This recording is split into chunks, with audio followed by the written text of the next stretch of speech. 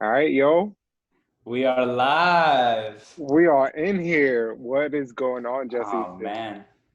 I mean, obviously we talk a lot, but the folks who listened to us back in the day are probably like, "What? There's a new podcast episode?"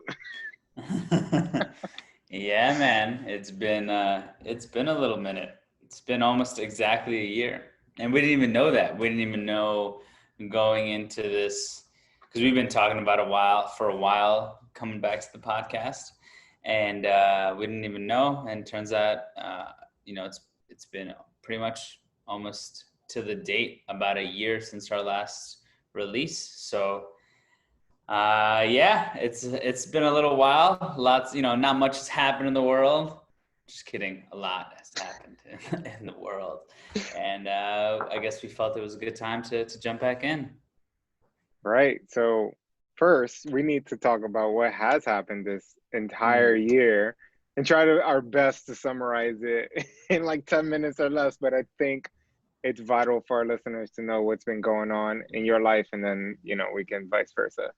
Sure. Yeah. Yeah. I remember before we were chatting about like how do we segment everything that's happened in this past year? Because it hasn't been like a regular year. I don't think it's been a regular year for anyone.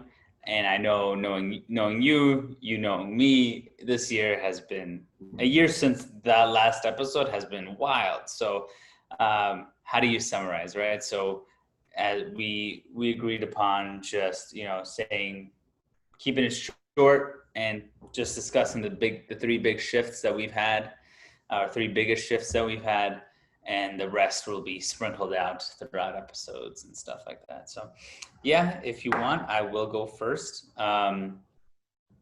And I think we should actually just state that if you're listening to this and the quality is a little bit different, it's only because we are hundreds of miles away from each other and we are on a Zoom call, uh, And and we're uh, quarantined.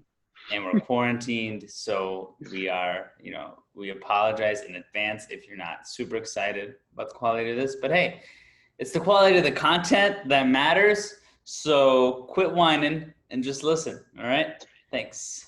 Um, all right. For me, it was about a month after that episode that I ended up moving to San Diego, and it was crazy because um, it was actually the day before I left. You found out that you were moving to San Francisco. So isn't that bonkers? But essentially, I had a really great opportunity to work for this amazing company called the Czech Institute. If any of you guys are familiar with Paul Chek and who he is and his methodologies, the Czech Institute is a holistic health and performance institute for health professionals. A lot of the people I admire were students of him. He's an OG in many ways in holistic health and performance. And so I had a really great opportunity to take a marketing position at their company. And I was also at the time kind of, I guess, feeling over New York City and felt as if there really wasn't a place here for me and there wasn't a lot going on and I wasn't living the life I thought I wanted at the time. And it just goes to show how much has changed since then. But um, and so I moved, and that was a trippy experience because it was the first time I was away from people in my life. I was away from my family. I was away from my comfort zone, extremely away from my comfort zone that is New York City. And it taught me a lot. And I could literally spend 4 hours talking about the 6.5 or so months I spent living there. Uh, but what I would say are the two biggest things I learned moving there was, well, three. There's actually three really big things I learned moving there. One was a deep appreciation for my parents for having moved here from Russia, having moved to America from Russia, and I've always appreciated that they did that. But making that move that's minuscule to moving from another country where you don't know the language, um, I remember there was one point where I even called up my mom, and I was just gonna thank her, and I felt fine. And the moment I started speaking, I was like, I started crying because it was such a deep appreciation for the sacrifices that they made for me and my brother to have a life here. So, that was a huge thing.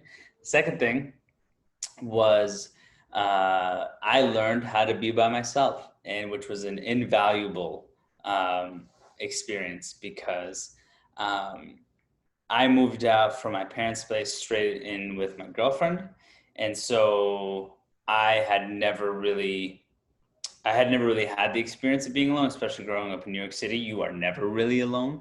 You may feel lonely, but you're never actually alone. So, especially if you do well in social situations, you have friends, you have people in your life. You can get away with taking up your filling up your tank with people. And it was the first time where I don't drive, so I didn't have a car. I couldn't go out. I couldn't go into the city. I was living in a place called Carlsbad in San Diego, which is just a beach town. And so there was no one around, and I just pretty much had to learn how to be by myself. And if things came up, I had to learn how to deal with it by myself. And first maybe 2 months were really hard with that, and then by the third month I started really enjoying it, and it gave me a lot of time to, like I said, be by myself, reflect, think about what the hell I'm doing and who I want to be and all these things. And it was nice. There was simplicity in that. But then the third thing that I learned was, and just backtrack, it was what I wanted, right? Like, I moved out of New York because I wanted at some level to be by myself. I had depended on all these people for so long, um, and we'll get into it in the third point. But basically, that was that I just learned how to be by myself, and it was exactly the experience I wanted, where I could just have full autonomy in what I do when I do it, outside of work, of course. And then the third biggest thing, which is kind of a contradiction, is I learned that you cannot do it by yourself. You cannot be by yourself, and you shouldn't want to be by yourself. You should have the ability to be by yourself when times comes to it. But I realized that who I am as a person is not possible without the people in my life, and without social interactions, and without having a social system around me. And I'm very grateful for you, Ruben, and my girlfriend Valentina, and my family, who were always staying in touch, and other friends who were always staying in touch and checking in. But like, there were some things, and this could be for a different podcast, which I'd love to have. But there's some things that are so key to life that when you are fortunate to always experience it, when you don't experience it, you realize how vital those things are. And I just realized that no matter how beautiful the beaches were in San Diego, or the autonomy I had, or how well work was going, and how satisfying it was to certain extents, I missed everyone, and not only did I miss them, but I realized that, like, it made me recognize that, like, you only get to experience yourself in this way with these other people for a short period of time. So, do the most you can to be around them. So then I decided to move back. And fundamentally, what has shifted the most, I think, from that experience is my desire to be there for other people, and do things for other people, which I think some of that has always innately existed, but I do consider myself, uh, uh, selfish first person and selfless second. And now, the work has been to, tip that scale more and more to some level of selflessness. And I wouldn't say I'm at a place where I think is optimal all the time, but I watch myself shift more and more into investing more into other people, and being there for other people, and wanting others to succeed, and doing the best I can to the people in my life who support me, that I support them just as much, if not more. And I don't think I really did that before. So that's the biggest thing. I know we said three things, but I think that one thing was just a huge, that whole San Diego experience was just a huge experience for me that shifted for me. And if I was to say, has there been any other really big shifts? I mean, with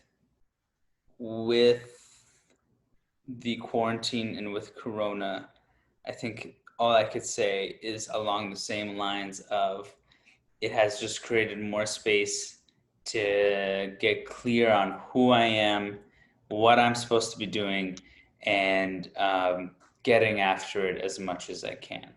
And we're going to talk about what that looks like in a bit. But yeah, I guess that's the best I could share for right now with the limited time we have. So I'll pass it on to you, brother.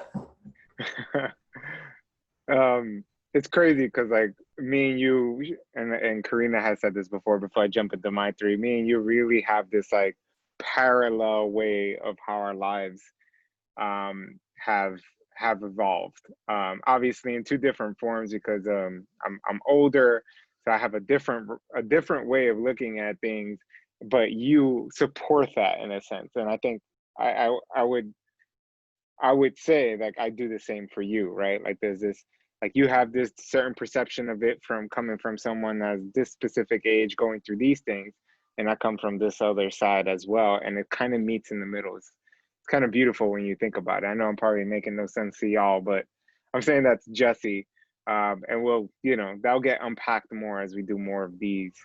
But it's funny because like how it's parallel first starts with, you know, I find out, I get hired to this new role, which I mentioned in the last episode of our last podcast, that I got a new role to be a manager here in the Bay Area, which I'm still here. So I didn't move back. Jesse moved back, but I'm still here in the Bay Area, still in California. And that was a big step for me because it was a management position that requires me to, and this is the first lesson that I've gotten, is just leadership in general. Like, what the hell does that look like? I had an idea because of books that I've read, people that I follow, you know, people in my job, and seeing those leaders and how they do things there, and the disagreements I had with them and the agreements I've had with them and all these different things. Now I was that person, you know, like everything I've read over the years, everything accumulated to be like, now you have to fucking show up, you know?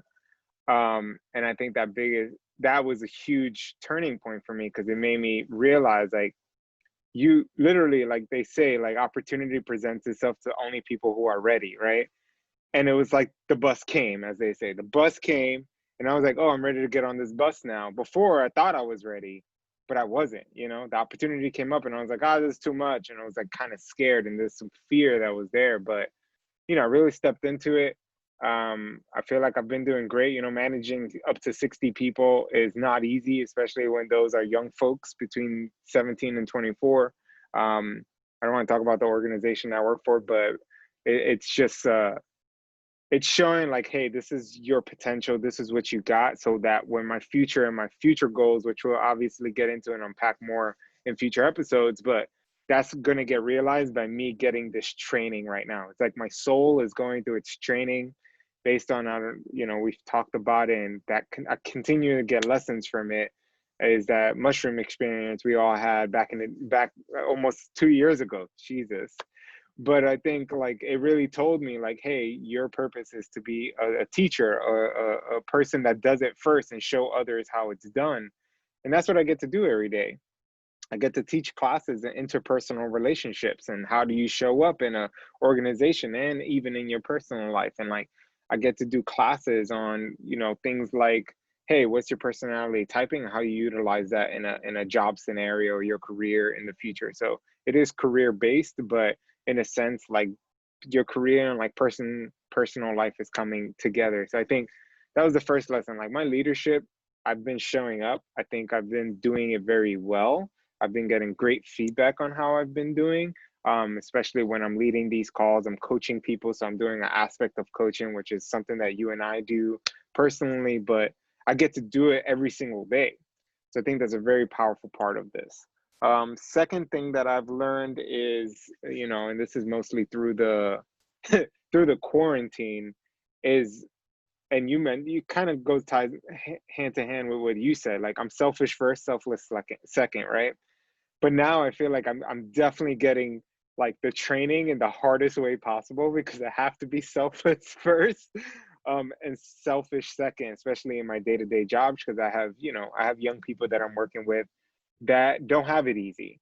They don't have it good like we do, like we have our own apartment, we have food on the table. These are people who are struggling with even to get food on the table, supporting their family, they're very sick grandparents, and so they're seeing coronavirus in a way that I'm not seeing it, right? Like, I'm like, oh, I'm healthy, I'm fine. Like, me and Karina, we're good. Like, we go out, we're like, we're healthy, we got this, we'll battle this if we get it.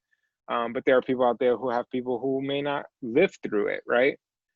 So it's humbled me in a sense. So I've been having to like step away from myself and be like, how can I support this person and put them first for this short amount of time, and then move on to what I do, because obviously we focus on each other, our own bodies a lot. So I'm starting to realize, and what I've been learning a lot from my job, and this ties into the third one, is community. Dude, like, ever since when I lived in New York, we're such an individualistic uh culture. Like, New York is just an individualistic culture, very selfish. We're all about ourselves. There's a bunch of funny memes out there that talk about it. Like, a New Yorker will pass by, somebody just got shot on the floor, we just walk by, like, we don't care, right? Um, but over here, I really started to see, and this is through the people I work with, and just looking at how others, I just observe people when I'm out and about, and people here are so much about their community. They care so much, um, one thing that really stuck this out for me is that I was coaching one of my students once, and we were talking about what we want to do, and it was like three at a time, so it was three other folks and just me. And I asked the question, I was like, how many of you look to stay in the Bay Area, how many of you want to move away? Right, all of them grew up here, they were born and raised here. None of them said they wanted to move away. All of them were like, I want to stay. I want to help my community. I want to work, make money so I can help my family, but also help my community.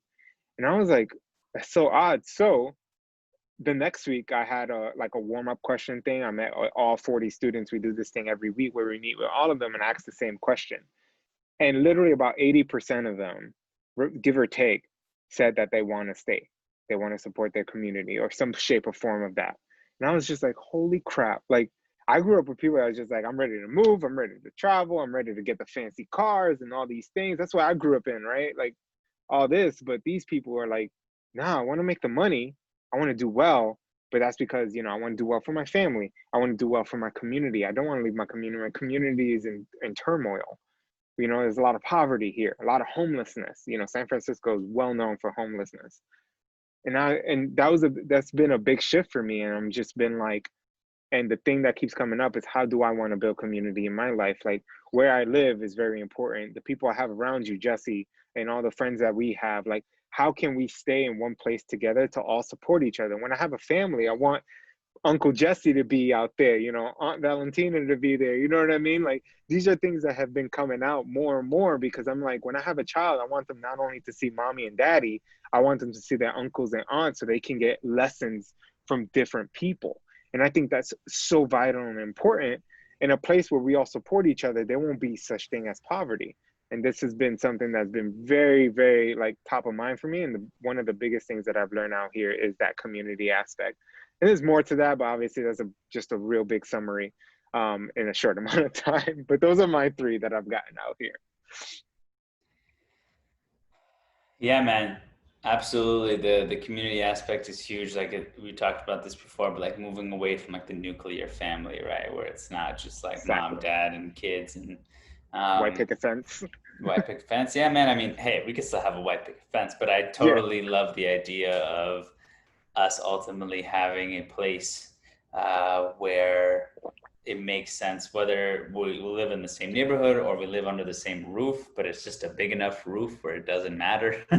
right. and um and we're just like, yeah, like Full House, you know what I'm saying, just a huge Exactly. group of people that are able to support each other and what they're doing. I agree. And I think the the next thing is kind of why we even decided to jump back on, as we could talk a little bit about what we're getting ready to do.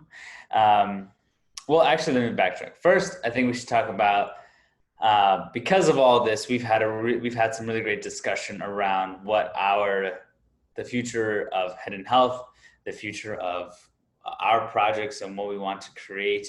And I should also state that I'm no longer working at the Czech Institute. I love that company. I still will continue to support and shout out that company. I am fortunate now to uh, uh, now work for a company called Hacked Fitness, that will be there's some things shifting there that will be coming out pretty soon. I just can't announce it now because it hasn't happened yet.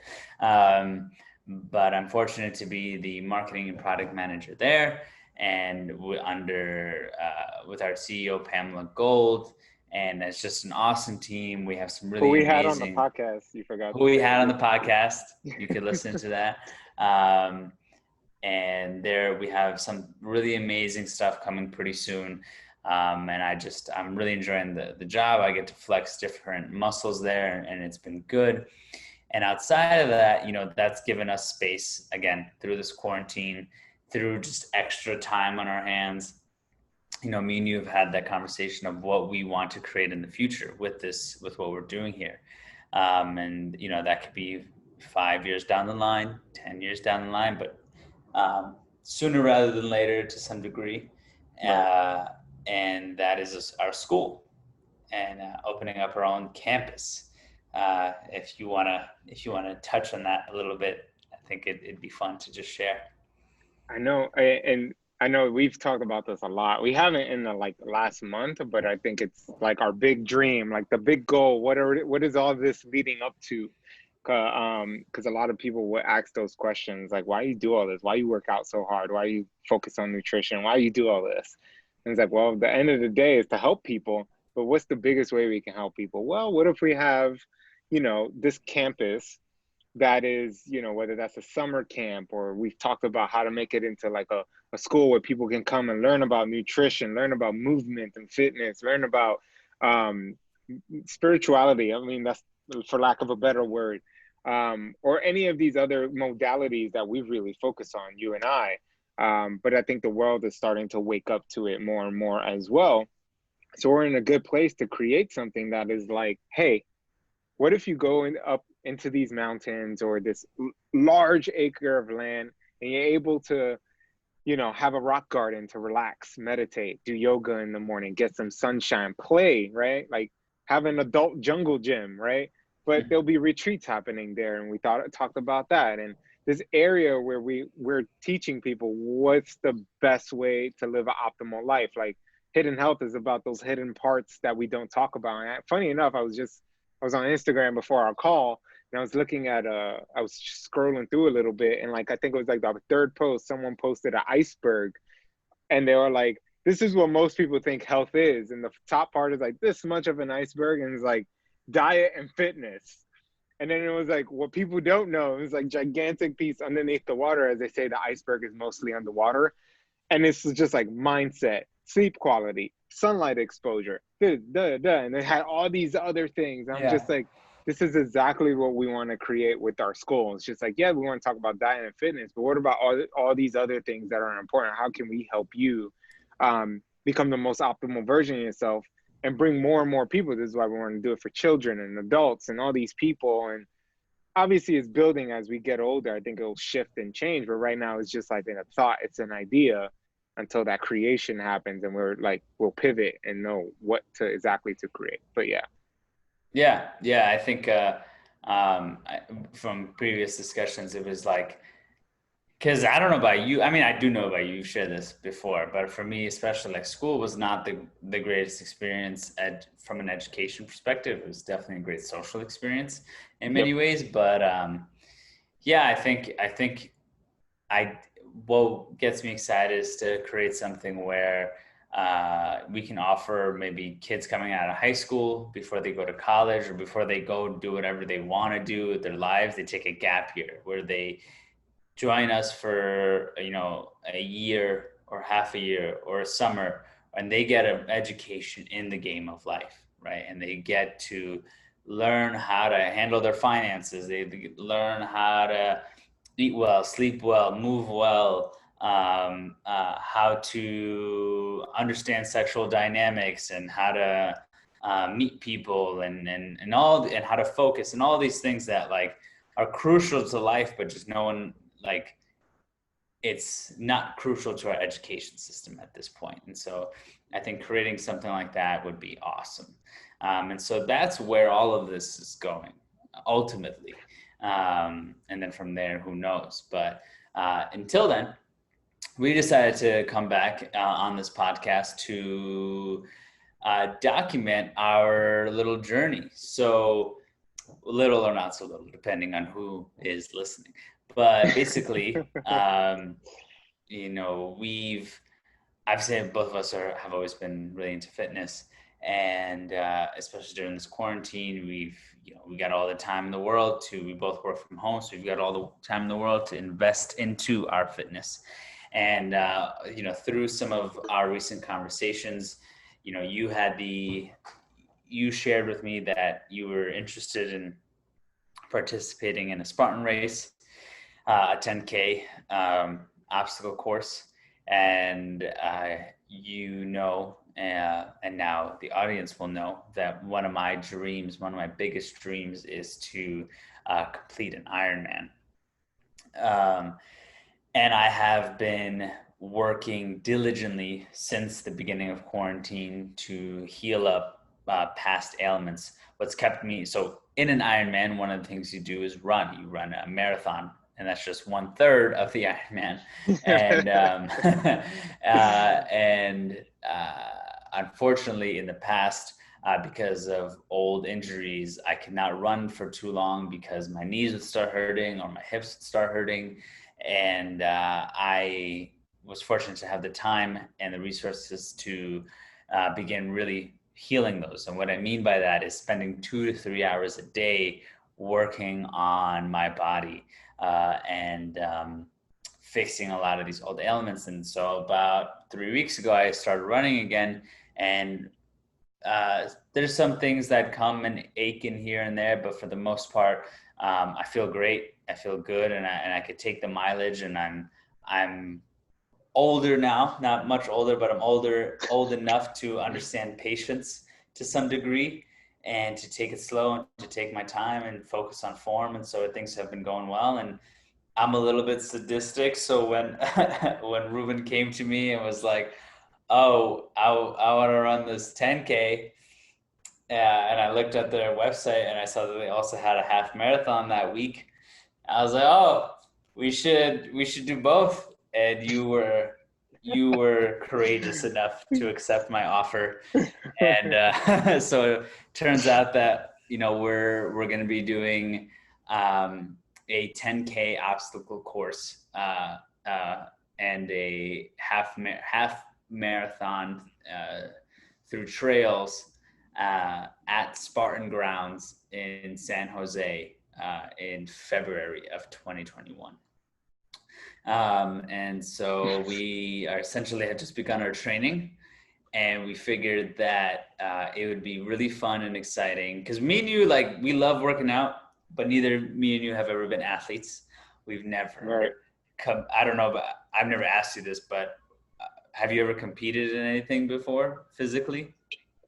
Nope. No, me neither. Right. I was a theater kid, fat theater kid. So, we are now at a place where we really want to push the edge of our experience. And to some people, what we're saying may not sound like much, but for us, it's a challenge, and it's the first challenge of many that I think we'll have, and we'll continue to push that limit as long as we can. And so I think it's just fun to talk about how we're training, and where we're at in our training, and what we're doing. And I think one of the most exciting parts that'll be in this sort of journal entry style documentation is, life doesn't stop just because you're training for something. So there's bound to be things that'll come up, challenges, times where we're going to want to quit, times when we miss some mileage, times when, we get some aches and pains, or, different things come up. So it's going to be a wild journey and experience to see how we end up getting there. And yeah, Ruben, you could jump in and just give some of your thoughts. Yeah, I mean, I was gonna ask the question. So we're like, because I'm pretty sure a lot of our listeners probably have the same question. So what are we starting with? Because you Mm. kind of sent me a bunch of stuff and I've been just following kind of that. So what are we starting with? Like, how do we start this journey into like training as athletes in this sense? Yeah, I mean, if you want to talk just strictly from the training perspective, um, uh, I built up a little 8 week program based on a few triathlon friends and a running coach friend that I've chatted with and gave me some pointers to discuss. And so we got a little 8 week program to begin with, and our mileage is starting at, we're running 3 times a week right now, with 2 days of strength and conditioning. And obviously mobility is, every day it's out of the question, some form of movement and recovery, of course. But just from a training perspective, we are starting with, um, for each running, it's about, so like for this week, I know I'm a little ahead of you on the schedule, so Yeah. you can go into what your mileage has been and kind of your experience now developing your form and everything, because this is, from what I understand, brand new to you as well. This, taking running on in this way. But for me, I'm at a point where I did 2 miles on Tuesday. I did 3 miles on Friday, and then I did 3 miles today. Today being Saturday, and so that's where I'm at now. And then we're gonna be increasing. From my running coach friend Tanya, she said that you do not want to increase your mileage more than 10% each week. She also recommended a great book. Let me see if I remember the author. The author's name is Jack Daniels. But if you guys like the whiskey, uh, He's looking it up right now for those listening on audio. yes, so it's called Daniel's Running Formula. And she recommended that. That's pretty much like a foundational book in understanding how to run. So I'll be digging into that later. But from what she expressed to me, you don't want to increase your mileage more than 10% each week. So we're starting real slow, and I don't want to speak for Ruben here, but I know for myself, like, it's a challenge because I want to push it. I want to go harder, and I know I can go harder, but that's how I've injured myself in the past. So it is a huge uh, mental battle in some ways of how we position ourselves. We got 8 months until the race, and uh, and and we want to perform well, and we want to stay healthy. And so, 8 months seems like a long time in but in some ways it isn't in the grand scheme of things. And so having patience has been wild. But yeah, you could share a little bit about your experience, and how I guess maybe you can go into why you want to do this, and Mm. then I can go into why I want to do this, and then we can go from there. Yeah, I mean, so obviously we are training. I do want to put that put also that recovery is a huge thing. So like sleep, we've been, I don't know about you, but I've been like prioritizing sleep heavily. Um, and I've also been prioritizing like, hey, I bought a big ass bag of like Epsom salt, like make sure I soak my body at least twice a week during those rest days. Taking cold showers, like eating, eating right, like eating enough protein because I know I need to up that up more. So I've been very conscious of that and getting, healthy carbs in there, making sure I'm not eating shitty food or drinking, like all these things that go around the training because like even today I had a good 2 mile run. I'm still in my first week. Jesse's ahead of me. But like at the 2 miles, when the little app basically tells me every mile that I do, they're like, you hit your first mile, second mile. It'll tell me that. So it told me I hit my second mile, and I felt like I had a lot more in the gas tank. And I was just like, I should go for another one. I was just like, no, Ruben, no, like relax. You have to chill. So I chilled out. I did 2.04 miles exactly. I still kept going a little bit and just like, hey, you're gonna injure yourself if you keep going, even though What I app could are have. you using? Map Because my my run. map my run, Hmm. and it's pretty consistent. Yeah, it's pretty consistent. Because like, do you? I know you have a Whoop band, and we could talk about that too. But like on your Whoop band, is are you tracking? Like, do you put the running activity on there as well, and it Yep, syncs up with the same mileage? pretty much. Yeah. Okay, good. Because I've been using Strava, and I really dig Strava for its data, but the GPS system has been pretty shitty, where it's like telling me I'm finishing my miles earlier than I actually am based on the Whoop band. And today it was like completely off. So I was actually looking for another app to use to actually like get those audio cues. So I'll check out Map My Run. Thank you. Thank you for Look at that. that. Still And supporting each other, even though, we talk outside of like podcasts, but still. go ahead But though. yeah, but why we're doing it? I think for me, it's just like, and I'm not going to get into this in the podcast, but I had my own like challenges during quarantine, and Jesse, we've spoken about this, in terms of like, hey, understanding that you're masculine, understanding like what are we doing certain things for, and purpose, and all these other like things that happen outside of the workplace. Like, hey, we're working towards something, but are you showing up every single day? Like, what are you doing during your off time? I noticed I was playing a lot of video games, right? So, Jesse knows that I've decided that I'm going to sell my PlayStation. We're just trying to figure out, because we still like to enjoy our shows, me and Karina, and we still like to, just lay back and chill on like a Sunday evening or Friday night, and watch stuff. And there's great stuff out there that can also teach you lessons. So right now we're like in the midst of looking for another device to use to watch stuff. So I'm getting my PlayStation as soon as we get that. Getting rid of it What kind of or TV gaming. do you have? I have some cheap like thing I bought open box. I don't care about like big TVs. I'm not into that. So I was like, anything less than 100 that still works, 1080p, fine. So Because it's like a best bet. if you sell your PS4, there's like, because I like we had a bunch of fucking renovations in our house and we got a bunch of different shit. Like Right. you can get a pretty inexpensive smart TV, and that smart TV will have all your options. If you see something like that, Well, we'll see if it's depend on whatever is like more inexpensive, because we don't really care about those things. We don't like, we want the best freaking Bluetooth device. We want the right, best TV. We don't care about that. So it's just like, whatever. What's the like minimum we can right. pay for something like that? We taking lessons from Remy. Like, we extremely don't care about these things, so we pay the least amount for it, Mm-hmm. so we can invest in. And that's another conversation for another day. But anyway, so because of all these things, I was like, oh, now that I'm getting rid of that, obviously I'll have way more time. Then I was listening to a podcast with Joe Rogan and Joe DeSena, and he's the one who's pretty much like the CEO or founder of Spartan.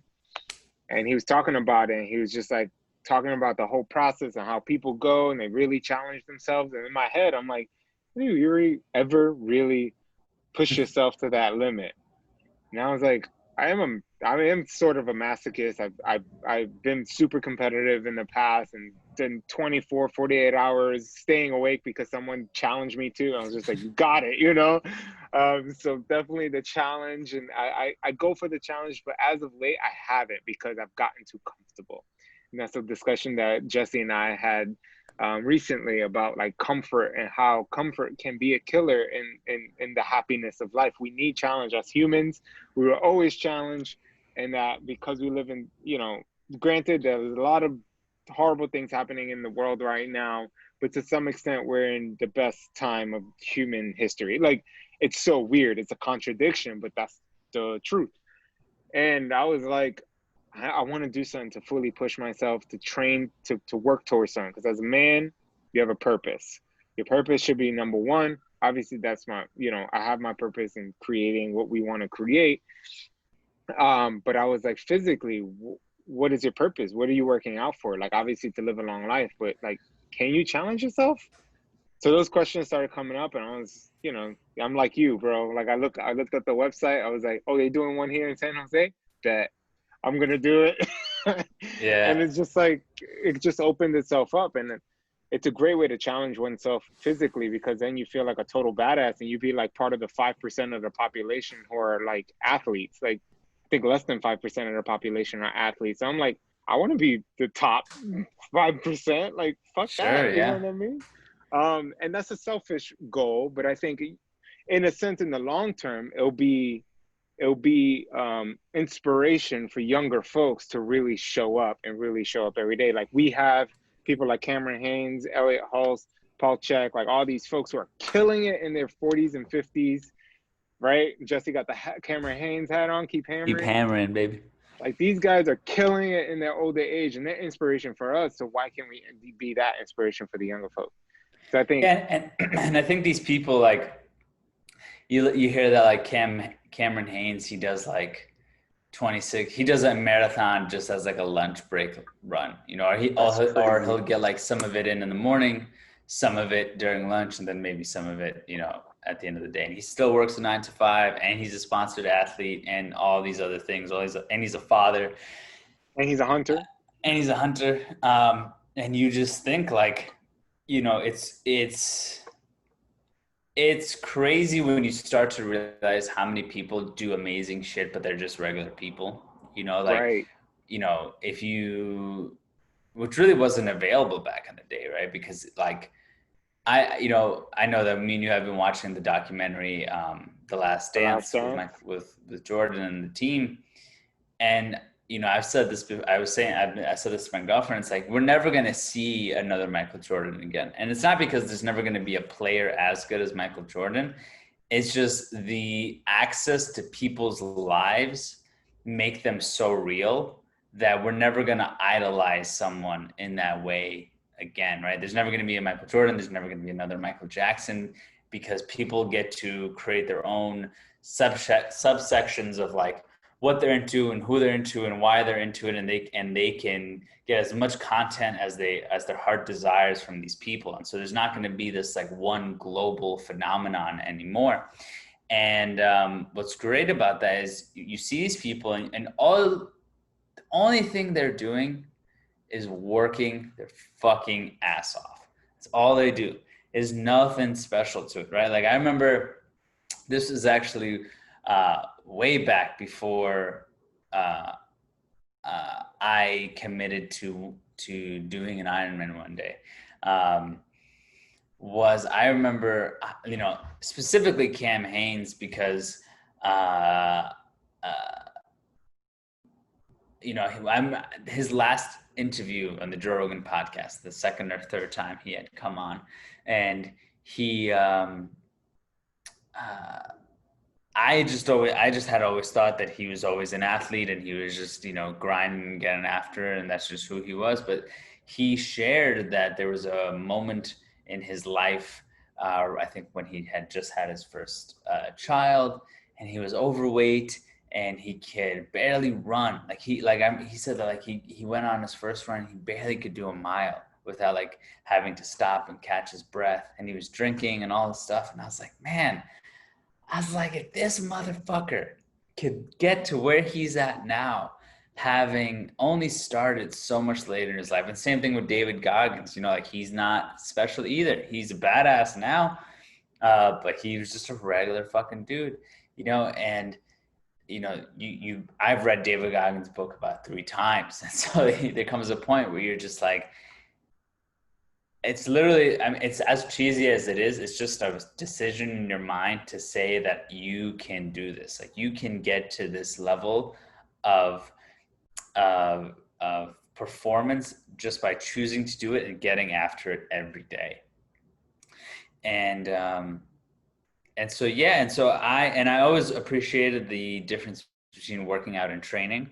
Like uh, you know, I think people often say, you know, I'm going to go get a workout in, and this is my quarrel with places that do these, like, you know, you pay for 6 or 7 classes a month, and you come in and you get your ass beat by some you know, extremely extroverted trainer, and you've got music blasting, and you're getting this workout in, and it's like, if you love that stuff, more power to you. But I've always had my quarrels with it because I never felt like it was you're doing it for a reason. You're just doing it to get a workout in, and that can only last you so long. Versus when you're training for a competition, or you're training for a sport, or you're training for something, the level of intention and accuracy and your whole life becomes about that thing. Um, and I just wanted to create that type of stressor in my life to get after it. And so once and like I said, I had started running and I was getting my mileage in, and in my head I was just like, well, there's not going to be a marathon this year, and so I've got a lot of time to prepare. So maybe I'll do a marathon next year, and maybe I'll do an Ironman in 2 years, right? Something like that. And once you hit me up and said you were down to do this, I was just like, well, fuck it, let's do it, and it's super exciting. I think it's something interesting where you commit your everything you're doing is going to be put on is going to be like a light will be shined on your every activity, and not just your training, not just your running and time spent working out, but also, like you said, your sleep, what you're eating, how you're recovering, how you're performing in all areas of your life will dictate how you perform on showtime, right? On competition day. And so I think it's added this level. Like, I think about it every day, bro. Like, I think about it every day. I'm like, man, like, I'm gonna have to do a half marathon, and then the next day I'm gonna have to do a 10K obstacle course. And if I was to do that right now, I'd puke everywhere. So how the hell am I gonna get from here to there? And it's just put it in those hours, just chipping away. So yeah, I think it's super exciting. And yeah, we could talk a little bit. I know you've been talking about your how you're switching up your diet lately, and just how you're switching up your whole lifestyle to get into this. So if you could, I encourage you to share some of that. Yeah, I mean, so it's obviously a lot of the a big part of this is the investment. Like a lot of people, to do it right, I think it requires you to financially put some up, right? So since I wonderfully live in the Bay Area, which is surrounded by mountains, I'm lucky enough to do that. I'm planning, like, obviously I need to get my running up. So like within a month, I want to start trail running. So that's one aspect I'm going to be implementing. My diet, yes, while still, I'm very, a lot of people probably don't know because it's been a year, but if you don't know, I did a carnivore experiment where I just ate carnivore for about a month, and I realized that meat is the ultimate superfood. So I definitely still, eat a high like meat diet, but I was gonna go full carnivore again. But now that we're doing this, I know the quality carbs are needed for you to do more endurance training. So it's definitely like still adding the healthy carbs in, really staying away from the fast food, really staying away from the alcohol. Karina wanted to have like sake like last night actually, and I had to say no because I'm like, I don't want to ruin. I know if I drink that, it's gonna be in my system for about 2 days, and it's gonna like really like diminish my gains, right? Like 2 miles was difficult last week. Now it's easier, like I don't want to diminish that. So it's just like saying no to those things. Um, Spending my morning, every freaking morning, my routine is to stretch for about 30 to 45 minutes. Like literally stretching, doing mobility work, taken from the wonderful Paul Check, and the stuff you've sent me. So I've been doing a lot of that every single morning. That have not failed in the past month. I've been doing that. But today after the run, I did just like yoga, like for hips, right? Because I don't want to be super sore tomorrow. I have to go for another run, and it's part of the regimen. I was like, well, how can I like prevent myself from waking up with super sore legs? You got to stretch it out. So I did a nice 30-minute like hip opener, like yoga, very slow flow. So it was more like yin, not like that fast movement. Everyone that thinks that does yoga, if you do American yoga, it is not real yoga, FYI. It's the Americanized version. I learned that recently. Yin yoga is more like the real stuff. which is very, very interesting, by the way. You hold poses for like 2 to 3 minutes. Mm. But yeah, like more like adding that in hydration. I realized that out here, bro, I have to drink 2 times the amount of water I used to drink in New York. Um, so like just as simple, like looking at my hydration, like those things, making sure that we use the Whoop band, which is a huge aspect of recovery. Even though like my recovery's been in yellow, which is like you're okay, you can work out, but you shouldn't push it too hard, kind of thing. Mm. I've been in the yellow. Today was my first Yeah, me green too, day. bro. You've I've been been in in the the yellow yellow. how long? Yeah. Well, I think, well, that's, and we can get into this too. It's for me, the biggest thing is being consistent with going to bed on time. You know, like Mm, I want to be in bed by 9, but I have this habit of going to bed at 10, and just that 1 hour same. creates such a crazy change for everything, you know? Because if you go to bed by 10, you're not really asleep till like 10:30, 11, right? So Yeah, if right. I'm in bed by 9, I'm not really asleep till like 9:30, 10. Um, and I get to wake up earlier and all these things. And, you know, just to backtrack to what you were sharing about, like, you know, you had to say no to sake yesterday. So like how, how do you have any fear? And I don't know if fear is the right word, but like, do you have anything that comes up with this idea of the long haul commitment, right? Because it's like, this isn't going to be the first time you say no to sake or something, right? So how Exactly. is that something that has been on your mind of like how you're going to continue to keep those blinders on? Consistent. Um, Not really. I mean, my biggest worry is if we do end up going back to offices, right? Like, my job is still completely virtual because everything's still shut down. But what about when that opens, which they're Mm, thinking might be like right now, it's looking like October, November for us, mm, and that's like their hope. And I'm like, fuck, I'm still gonna be training now that I have to add, you know, commute again. And mm-hmm. that's a bitch because that takes up, hour and a half to 2 hours of my day. And I'm like, oh, that's gonna suck. At least now, like I roll out of bed, I can spend the time stretching and doing all that because I have it. I don't have to stay in traffic for an hour because Right, Bay Area is very well known for its traffic. I can't do that in a car. right. So it's more like, oh, like these things, like I don't know what else I'm gonna have to do it in the office, during some Mm-hmm. downtime, during lunch. Like I'll have to like pivot. So that's like my biggest worry. But at the end of the day, I think once you stay consistent, it gets easier over time. Like, yeah, sake, I was tempted, right? I was like, ooh, I haven't had sake in months. Karina just bought some sake. I love myself a nice glass of warm sake. Have a few shots of that. You feel nice. You You know, felt nice. I love to enjoy that. I'm like, great, maybe I can keep that in my head. And this was the thought I had. Maybe I could keep that, like, yeah, nice fucking warm shot of sake after the Spartan is finished. So that's one of those Oh like, man, oh, yeah, after yeah. you're done, you can enjoy this and something to look forward to because I think you need that, like something to look forward to after, um, in order to move that. And that's just one small thing.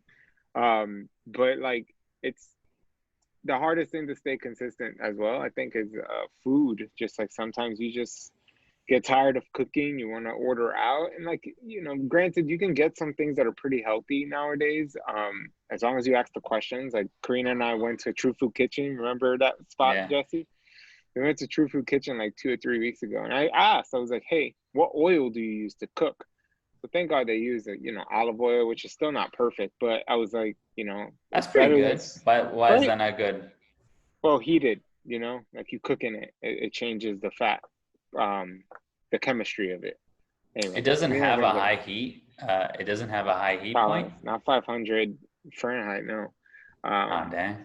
I didn't but know yeah, that. like, but yeah, I mean, you can ask these restaurants those questions and refuse to eat, and be like, oh, I can't have soybean oil or like canola and all these other oils that these folks use.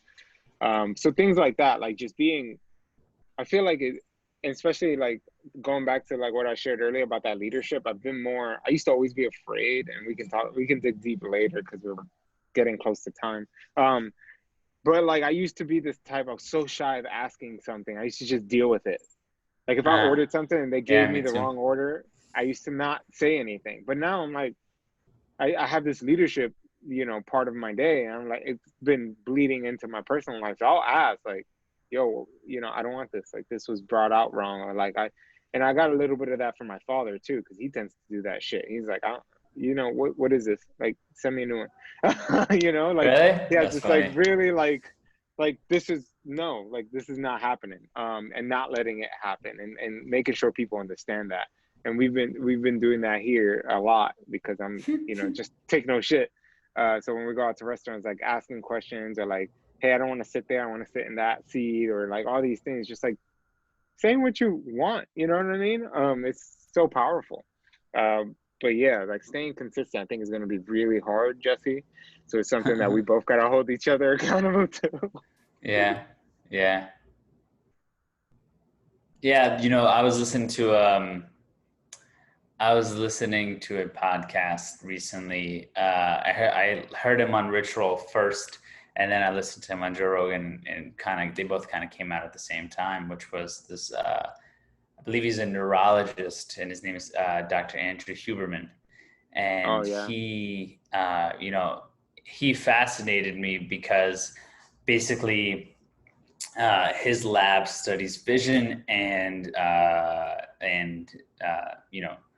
from what I understand, like and behavior, right? So like how we Hmm. respond to stress, why we respond to stress in certain ways, how do our thoughts, feelings, emotions, behavior all correlate to it. And one of the biggest things that he found through his research was the way your brain actually adapts to a situation and creates it creates plasticity around it. So its ability to adapt and move into it and maybe even move into some form of flow state is not actually through thinking about it, and that tends to be a response. That's definitely a response I tend to have, which is, if I get stressed out about something, I tend to just sit there and like mentalize. I don't know if that's a word, but I just made it up. Mentalize about what the situation is or how I solve it, and I end up really going nowhere or going somewhere I don't want to be. And but what he found in his research was that actually the best way to get through it is moving towards it. So moving towards the task. For example, if you have a research paper that you need to write and it's daunting you, the moment you actually sit down and begin writing, um, as you get into it, you ultimately you find this space in your brain to actually make it happen, even though you've been dreading how the hell you're going to do this for however long. And so, since listening to that, that's I think been my biggest reminder, and it's honestly part of why I even got this hat, which is the idea of like, yo, just keep moving forward, just keep pushing. For me, definitely, I wonder how once the mileage increases, the time commitment increases, how I Mm. will find to um, continue to do that with my full-time job and my other obligations and things I'm working on the side. Like, how am I going to get all of this done? And it's just about time management. And I know where I need to improve, right? Like if I'm waking up at 6:30, 7 o'clock, then I know I should be waking up at 5, because if I wake up at 5, I get X amount of things done by 7, and then by 10, I'm almost halfway done with my work day, and I can move on to other things. So it's stuff like that where so much of it is in my control. It's just I need to continuously improve on it. And yeah, and I think that segues perfectly into maybe some final thoughts, which is, what, and a good place to end this first conversation, which is, you know, who do you expect to be by the end of Spartan weekend, February 2021? I mean, the visual person that I have in my mind who's this champion king. Um, I use the king as an archetype, not saying actual king, but the archetype that Carl Jung talks about in King, Warrior, Magician, Lover. Um, and I think that, having that, being able to be like, I did this, having that medal, because you get the medal, and being able to say, like, when I have kids, and this is the visual that I have, and being a father and having that hung up and being like, I did that. Like, what are you going to show up and do? And I think you have to give kids something to look forward to. And so I think that's a part of a father's mission too. Like, yeah, your child might hate you and they might feel like they're in competition with you, because they are, in a sense, and have them be better than you. And I think that is like, what's the pinnacle? How far can I go? Because after that Spartan race, we'll celebrate a day, Jesse. But I think the day after, we're gonna be like, all right, what's next? Yes, exactly. There'll be a day Absolutely. of celebration, but what's next? What's our big next one? I know you have your Ironman, so you have something. I don't know if the Ironman's in me, but I want to see how it can show Maybe up it and prove to is. myself. Maybe it Maybe it is, right? is. Maybe it's one of those like crazy marathons in the desert in like Dubai or something that they do. Woo. I don't know. Like Do you think you'd there's ever do other, an ultra? maybe. I don't know.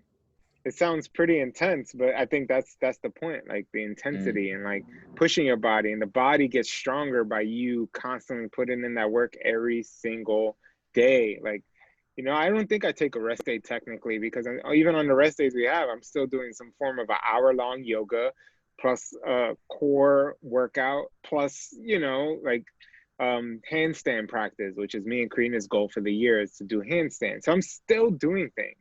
I'm still Mm. doing 3 walks a day. Like, there is no rest day. There is no day off Sure, where I'm sure. just laying back, just doing nothing. I had those days during quarantine, and I'm like, now with the Spartan and all these other things I want to accomplish, I was like, fuck that. Like you said, like, we got to keep moving. You just got to keep pushing Yeah. forward.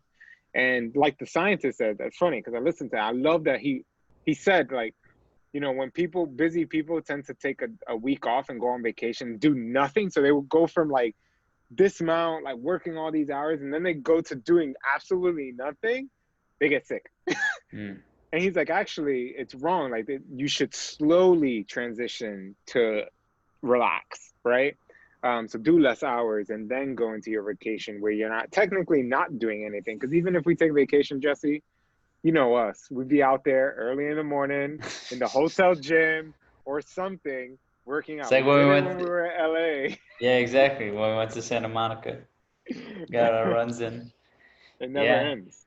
yeah. And hopefully I'll be able to actually come out to San Jose, maybe even one time before February, so we can get some, like, once our mileage is up to make it worth it, I can come out and maybe we can do some hills and stuff like that, while I'm out there.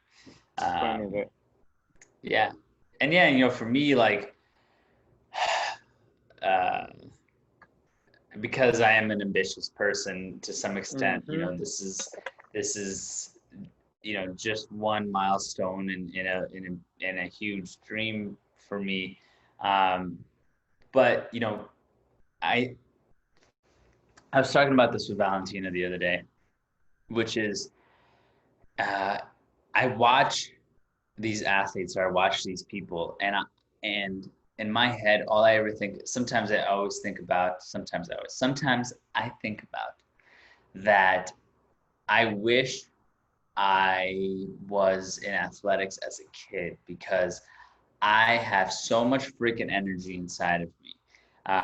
Like, to the point where they thank God for my mother. They wanted to put me on ADD pills. Um, and they didn't, thankfully. And the reason I got into so much trouble was because I have this thing that they call ADD, but it's not really ADD. All it really is just an immense amount of energy that was forced to be stagnant for 8 hours a day in some chair and learning about things that a kid doesn't care about. So I think if I had that outlet to move my body, I would have succeeded. And I'm not great at a lot of things, but I don't have great willpower in a lot of things. I think a lot of things require an immense amount of discipline for me to get done and to achieve and to make happen. But when it comes to any form of physical training, you know, once I started working out um, in my later teens, and then especially with running, like I am so happy to be able to run again because that was my first, like when I first started exercising. I remember I used to have this routine where I would walk and I would run half the amount of time that I would walk. And I didn't even know why I did that. It was just like a thing in me that just made sense. And I know that if above all else, what I have capable within me is to endure physical challenge, right? So you could tell me I need to put this much effort into a workout or into a training session and to run, and it's just no problem for me. And so to be able to put myself on a stage where there's other people who are like that, and to go neck and neck with them, and to be training for something, um, uh, coming from a place where I grew up as just like a fat theater kid who didn't have any appreciation for physicality. Um, it's super exciting, and I feel it will be super rewarding, and will be a huge moment. And so I'm super excited to have this opportunity and to be doing it with my best friend. And so it's gonna be super awesome. I think these recordings are gonna get really interesting as we start upping the ante with our training and moving forward, and ultimately, if not anything else, um, you know, we are in a quarantine. We are in a very interesting, contracting time in human history. And if you have something or some things that you really have always wanted to get after, and that can be physical or it could be business or it could be whatever, like double down on it, you know, like just get after. That's all I would say. It's just like let this serve as, you know, a fun, interesting conversation, but also just showing you that, you know, just because of everything that's going on in the world does not mean you have to slow down. If anything, it just means you need to go harder into what's going on into the world, and create an experience for yourself that um, is like no other, you know? So, and that's what we're trying to do. So that's all she wrote on this one. Right? And that's a perfect way to end it, Jesse. Um, so yeah, I don't remember how we ended these things, so we're just gonna end it right there. Much love, folks. Yeah. Thanks for listening. Thank you for Right, listening. You can obviously follow us on Instagram. You can right. follow me at Jesse from home. That's Jesse with an I, Jessie from home. And Ruben. Yep, Ruben Rez with two Z's. It's part of my last name, but I'll also have that in the show notes, so no worries there, Jesse. Everyone can Yeah, check out the show notes to catch us on the interwebs and social medias. for sure. Thank you for All right, y'all. listening, and we'll see you Until the next next week. next episode. All right, y'all.